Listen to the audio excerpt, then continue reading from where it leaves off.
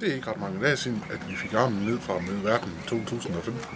Det var en kæmpe succes, som vi var helt vildt stolte af at have lavet.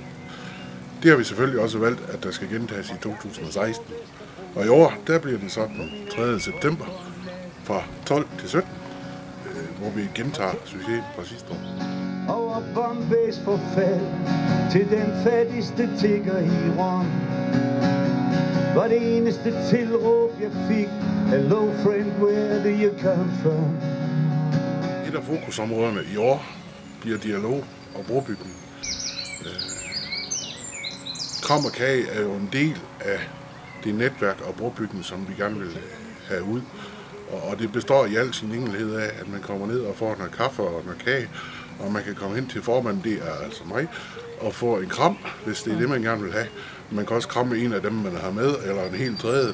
Det er egentlig lidt ligegyldigt, bare det, man får noget kontakt og får bygget en bro om, at vi er faktisk ikke så farlige, som vi ser ud. Vi er faktisk nogle helt almindelige, venlige mennesker. Kigger ind i varmen og beder om en ledig plads.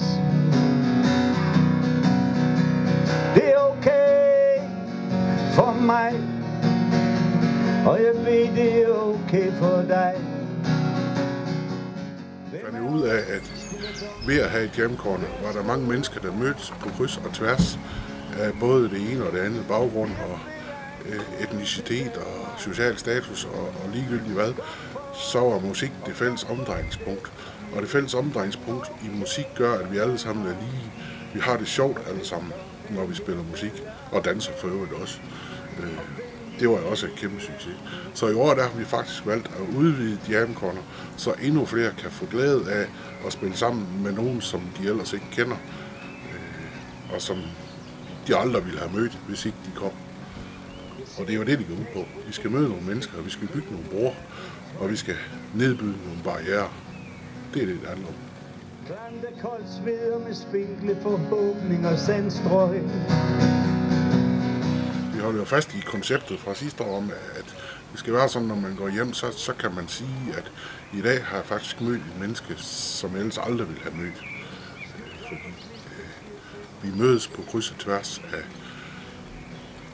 etnisk herkomst, om vi er rige eller fattige, om vi er det ene eller det andet, eller om vi er misbrugere, eller om vi er psykisk syge, eller har en helt anden problemstilling, eller en helt anden hverdag end dig og mig og os alle sammen, så mødes vi på lige fod, og vi fester på lige fod, og vi har det sjovt på lige fod, fordi lige nøjagtigt den 3. september, der er vi lige.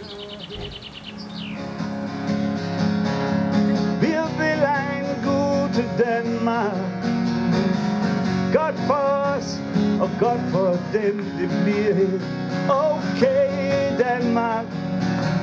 Hvor velkommen her falder ned, og venlighed er trend.